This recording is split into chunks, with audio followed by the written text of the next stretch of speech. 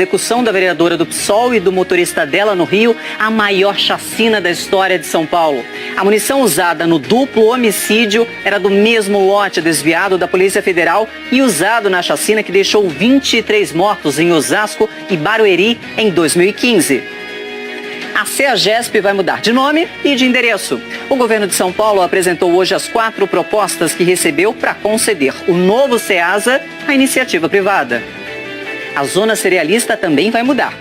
E ainda subiu para 125 o número de mortos por febre amarela em todo o estado. E a baixa procura pela vacina levou a Prefeitura da capital a ampliar a imunização para todo mundo a partir de segunda-feira. Os detalhes agora no SPTV.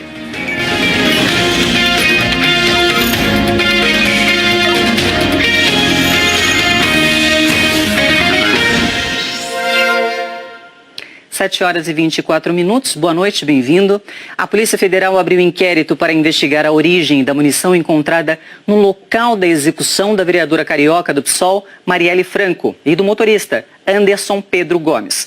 Um documento da CBC, a Companhia Brasileira de Cartuchos, enviado à Polícia Civil de São Paulo, confirma que as balas usadas no duplo homicídio são do mesmo lote usado na chacina de Osasco e Barueri, a maior da história de São Paulo, em agosto de 2015.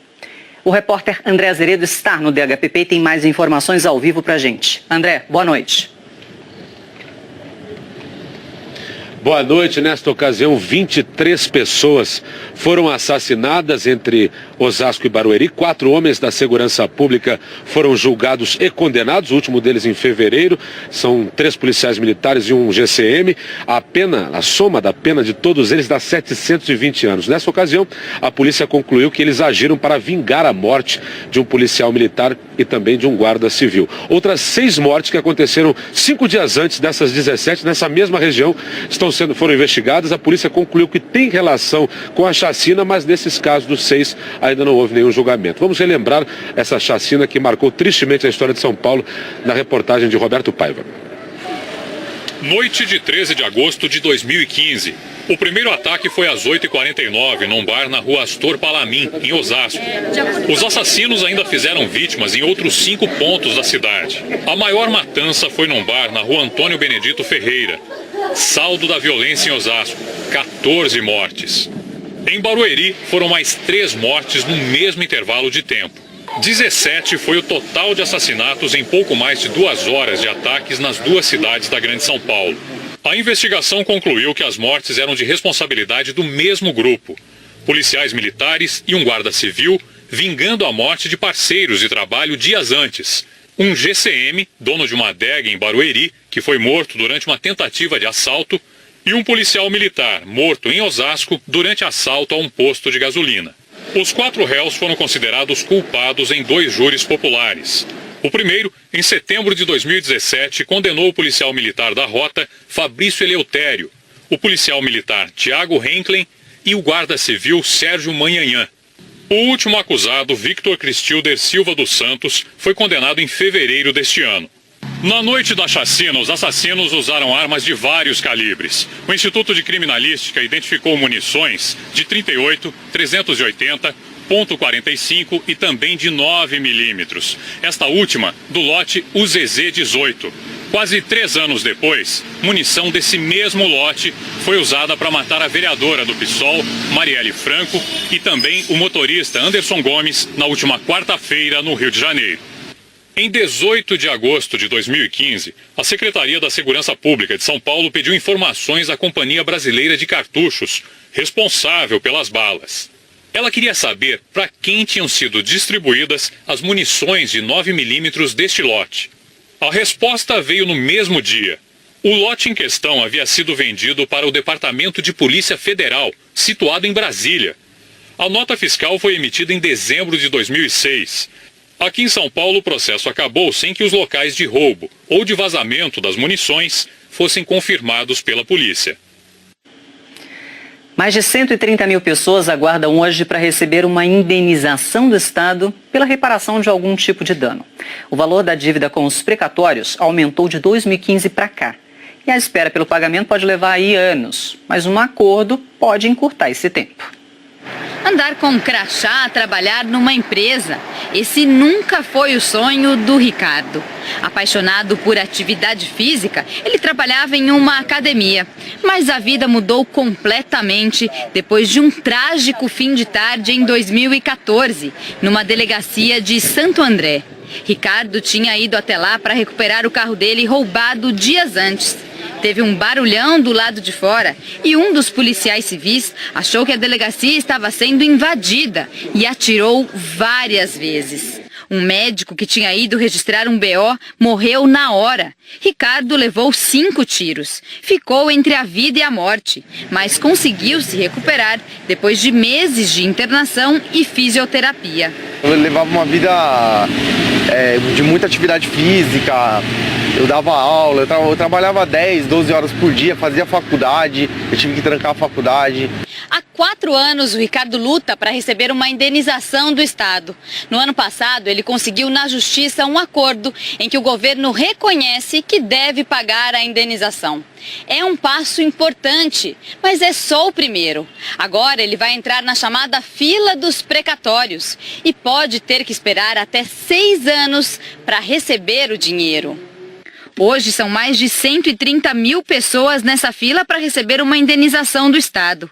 O total da dívida de precatórios chega a quase 22 bilhões de reais. Na fila para receber, tem prioridade quem já é idoso ou tem doença grave ou crônica. Aqui na capital, todos os anos, 60 pessoas procuram pessoalmente atendimento na Defensoria Pública para tentar uma reparação em casos de violência policial. Nem todos viram uma ação na Justiça. A Defensoria tem fechado muitos acordos administrativos. E nesses casos, a espera é bem menor. Em geral, em acordos que nós fizemos com a Procuradoria, não entrou na fila do precatório e a pessoa recebeu de maneira bem mais rápida. Olha, é mais rápido sim, mas é importante lembrar que a indenização desses acordos costuma ter um valor menor. A seguir, as propostas de mudança da CEAGESP, que vai ganhar outro nome e outro endereço. Agora o trânsito, vamos ver aqui a Avenida 23 de Maio, motorista em marcha lenta, 7 horas 30 minutos, voltamos já.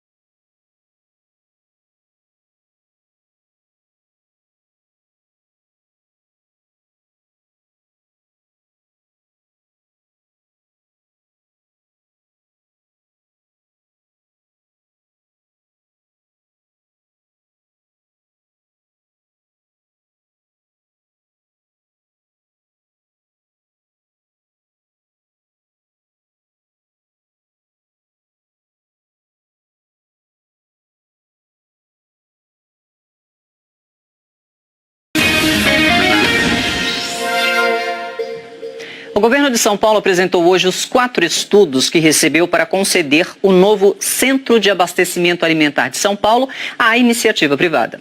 O novo CEASA vai substituir a cinquentona CEAGESP. A Lapa, na zona oeste da cidade, é o endereço da CEAGESP há 52 anos. Mas a gigante em distribuição de frutas, verduras e legumes deve ganhar uma nova casa e se chamar Novo CEASA nos próximos meses. Hoje, a CEAGESP está numa área de 700 mil metros quadrados. Todos os dias circulam por aqui 7 milhões de toneladas de alimentos, 50 mil pessoas e 12 mil veículos. Os comerciantes concordam que a CEAGESP precisa se renovar, mas nem todos concordam com a mudança de endereço. Eu adoro o CEASA.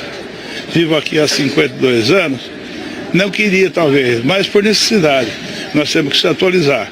Se nós não se atualizarmos, as empresas aqui quebram todas. Nós somos bem estabelecidos aqui.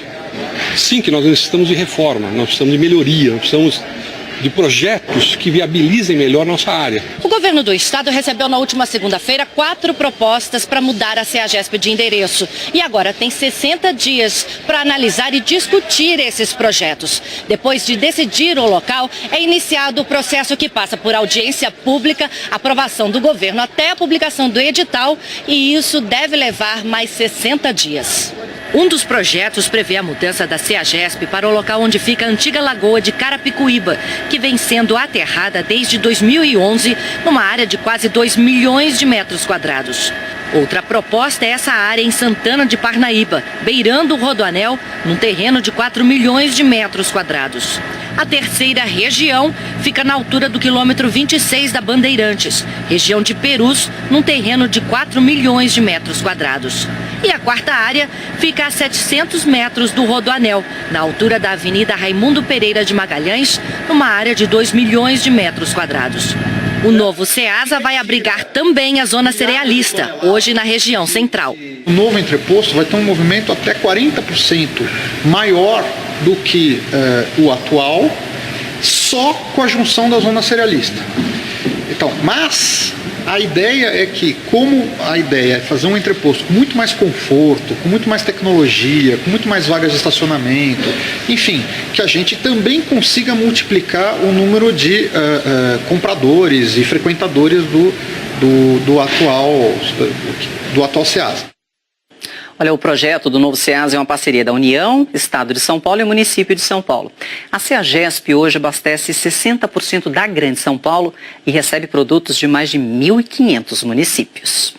Falar do tempo agora com a Maria Júlia Coutinho, que já está aqui conosco. Oi, Maju, boa noite para você. Para todos. Cadê aquele barulhinho de chuva tão prometido? Pois é, a frente fria nos desmoralizou.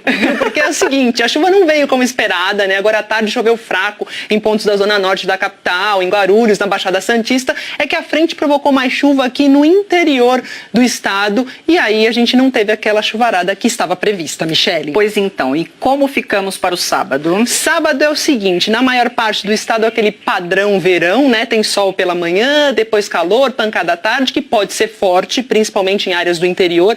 Olha só, se você vai para o interior, veja aqui, ó, cuidado com a chuva em Campos do Jordão, Franca, Campinas, Bragança, Paulista e também em Cruzeiro. Na capital, Michele, acompanha comigo, fica assim, ó, o dia começa abafado, 20 graus, sol entre nuvens, à tarde calor 29, podemos ter pancadas que podem ser fortes em um ponto e outro, isoladas. E praia. Quer saber de praia? Quero saber sim. Praia, olha só, vai dar para curtir praia numa boa lá em Praia Grande, São Sebastião, 29 graus com sensação de 36 na Praia Grande e sensação de 32 em São Sebastião, só que lá tem 5 praias impróprias, mais sol o dia inteiro por lá. Combinado então, Maju. Boa praia, bom interior para todos. Tchau, tchau. Obrigada, bom fim de semana para você. Obrigada. Gente, no próximo bloco aumentou o número de mortos por febre amarela no estado. E a Prefeitura da capital vai ampliar a vacinação para toda a cidade. Agora vamos ver como é que está o trânsito ao vivo, a Marginal do Rio Tietê. Mais fácil para o motorista que segue em direção ao Cebolão, complicada no sentido da Ayrton Senna. 7h37, voltamos já. Vai no melhor eletro do Brasil.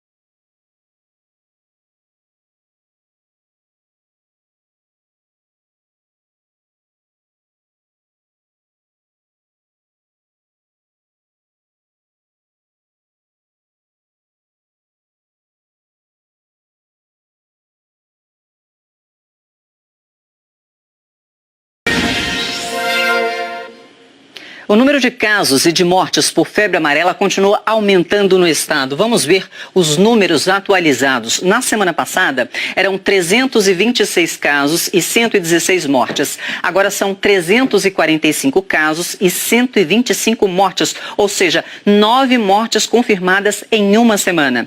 Na capital, a situação ficou estável. Aí, na última semana, 8 casos e 4 mortes.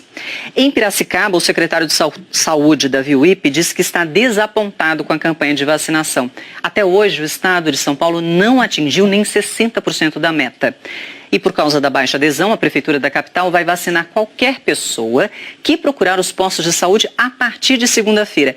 Ninguém vai precisar de senha ou comprovante de endereço. É impressionante como nem parecem os mesmos postos de saúde. Há poucas semanas eles estavam assim. Agora, sobra cadeira na recepção, sobra vacina na geladeira. Tinha que chegar 4 horas da manhã para poder conseguir a vacina. Acho que foi mês passado, eu esperei bastante, foram 3 horas.